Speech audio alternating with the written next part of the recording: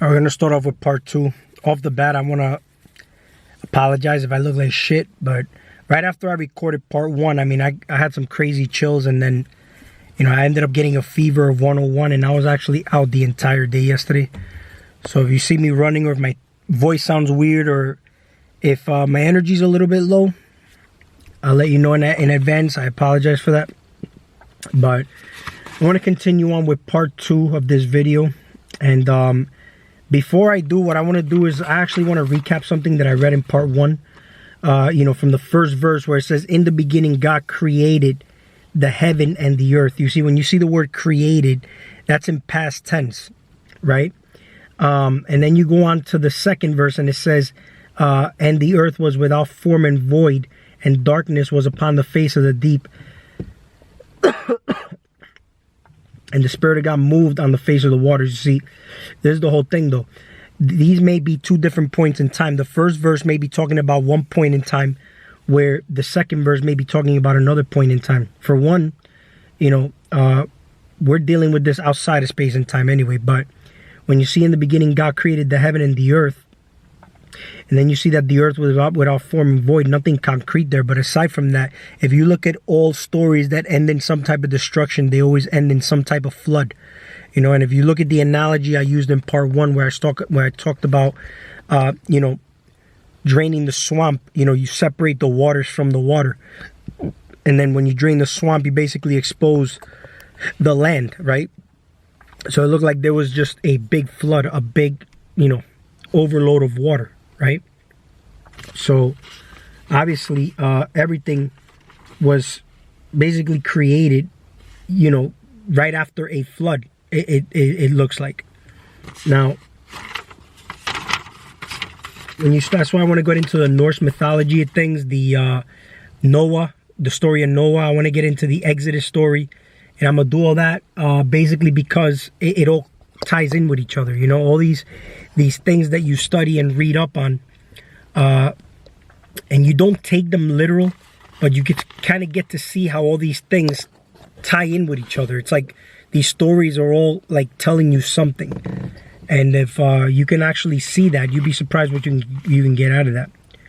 Now, in the I also want to talk about this. This is where I left off in the other video, where I was talking about the animals that came into existence, but they came from, you know, the blueprint, which was the stars. That only makes sense for the fact that, you know, the sun, like I said, the greater light fractalizes itself, created these stars. And don't take this literal, all right?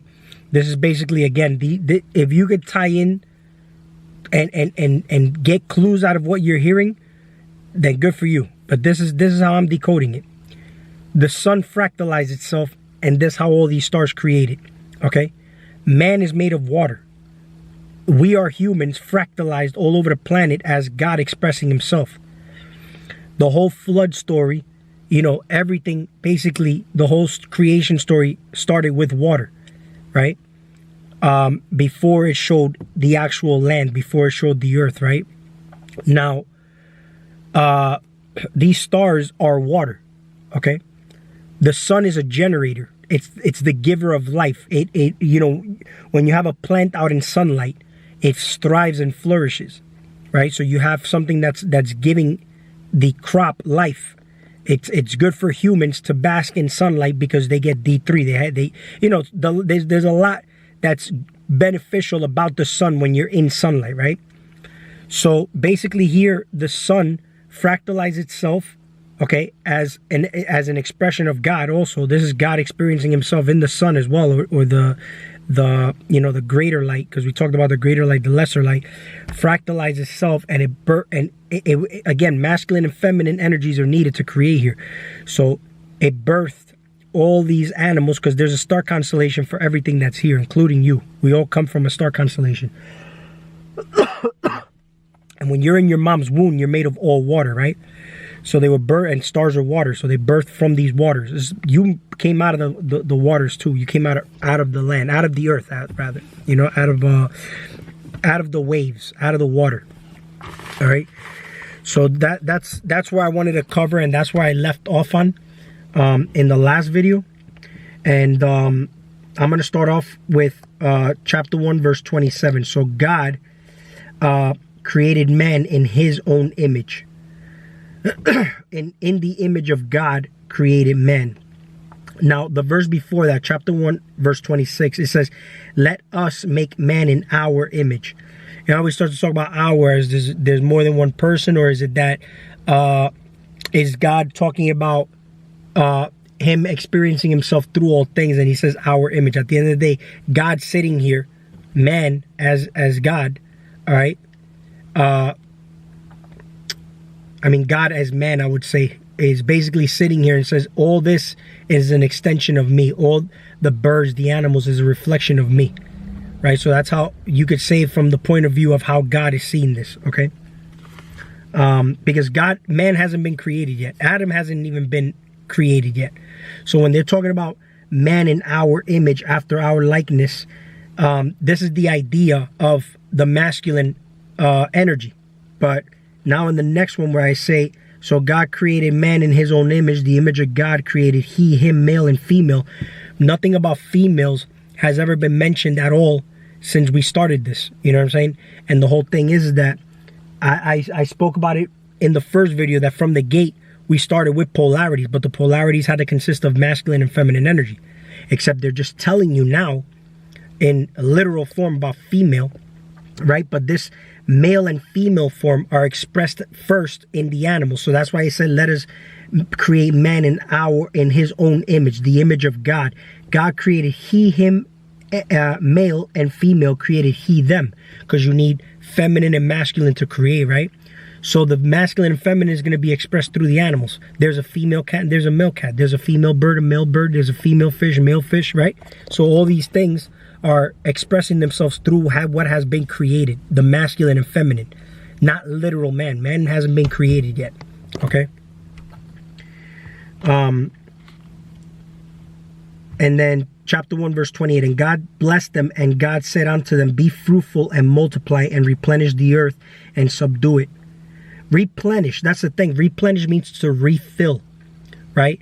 So, you know, when you have the word plenish, that's, you know, fill, but people don't use that word no more. I guess that word has been taken out just to basically cater to this, you know what I'm saying? But the word plenish means to fill, replenish means to refill.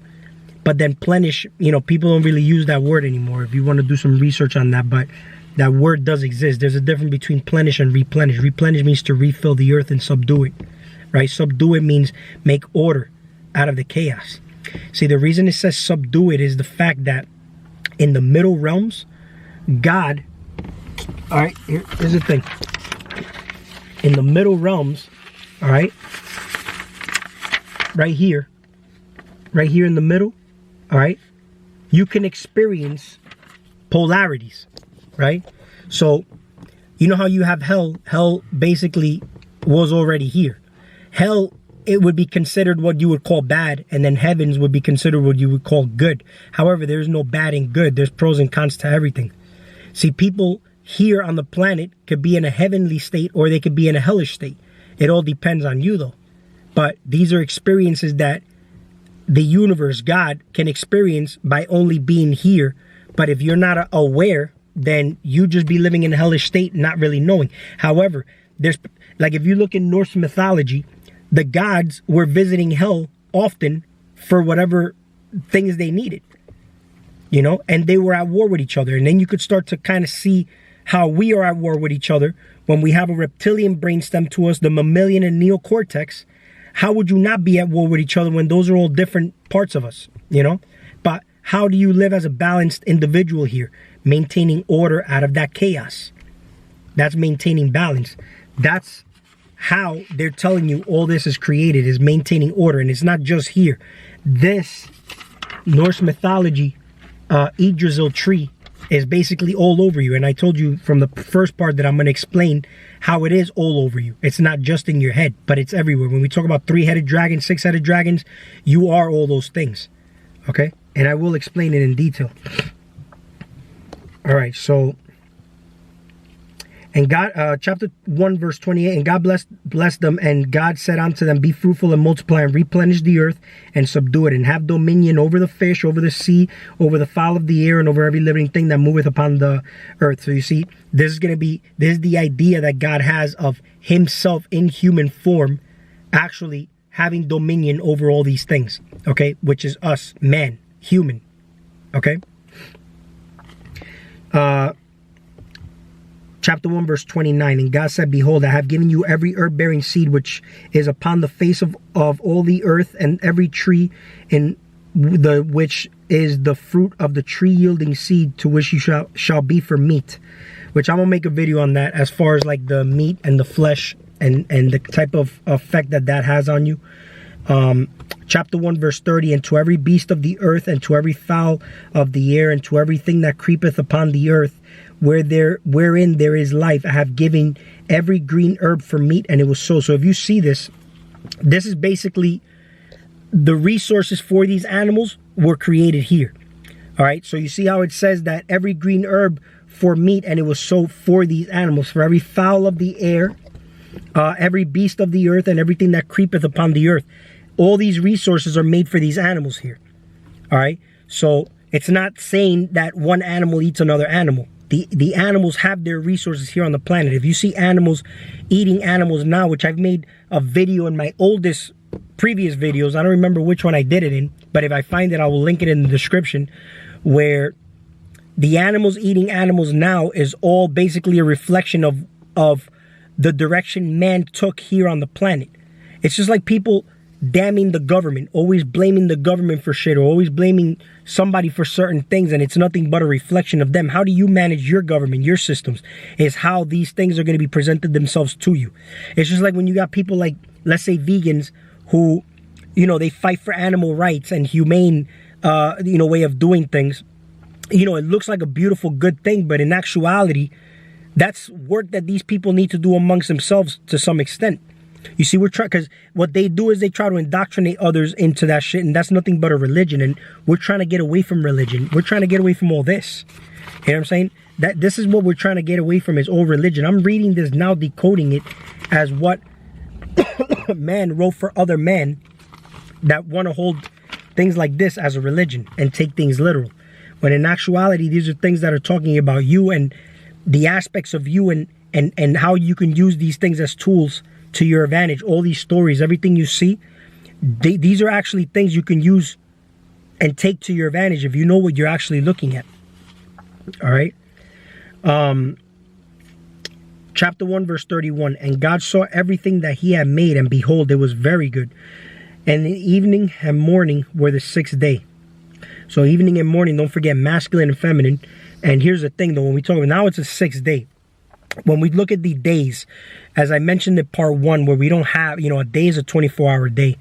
But when I look at these days, and he did this in 7 days, I look at this as, our chakra systems, our energy bodies, it may even be. But our energy bodies consist of 5 energy bodies. But when you look at this, the 6th day, you have 7 days, we have 7 chakras, And I'll make another video on that, because I think I made a video on the chakra system already. But when you create, you want to start from the root, work your way up to sacral and whatnot. Then you have your heart space is right here in the middle. That's the gateway, right? That's kind of like the judge, and it's judging. You know how they say only God can judge me? But if you're judging from the heart and not from the head, right? You're judging in a way where it's not affecting you, to a sense where you're saying, I'm judging somebody outside of myself, where it's only affecting me. Judging from the heart space would be you judging and making order out of the chaos, judging what belongs in the lower realms and what belongs in the upper realms. And you can kind of use this as a brain to balance out how you live here in this reality. This is why I said that, you could be in a hellish state or you could be in a heavenly state. But if you're in your heart space, you would know how to judge to make sure that you stay in a balanced state that's going to be beneficial to you. Because hell is not bad. It has its pros to it. It's just that there's different aspects of hell that could be detrimental, where if you're repeating shit in the same cycle, you're doing things over and over, that can seem like hell, right? So, routines and cycles, this earth is all ran on routines and cycles.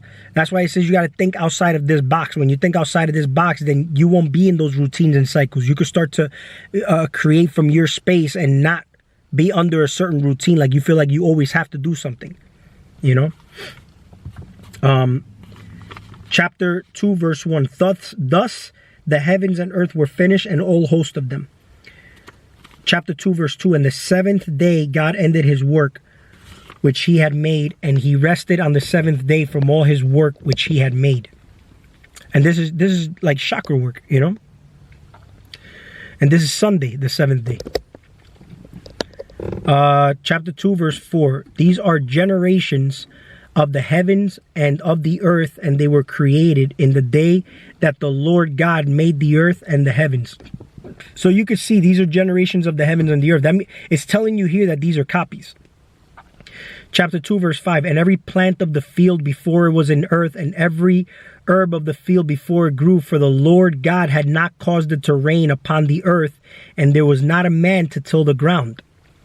Before it was on the earth, the plants before of the field before they were on the earth, and every herb of the field before it grew, the Lord had not caused it to rain.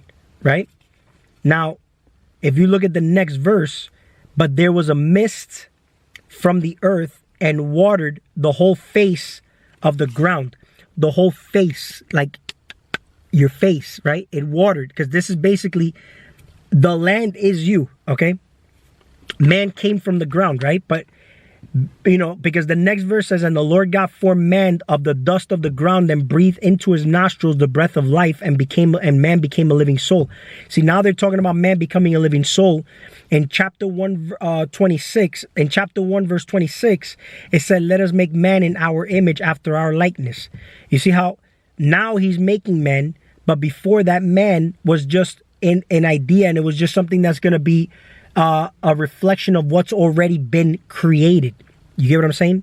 The animals, the trees, the fields, all these little things that he's created. Man is going to see himself in all these things, because God sees himself in all these things. He's going to see himself in human form through what he's speaking of here, through all these things. All right. So now here's the thing, though. The human body consists of more water than earth, right? So the human body consists of about 70 to 80% water, right? So how did God create man from dust, right? If you look at it, the verse before says that it rained upon the face of the earth. Then God formed man from the dust. So it had the water first, right? If you see the first part that I made on this video, it starts to talk about, the water, separating the water from the water, right? And then you expose the earth.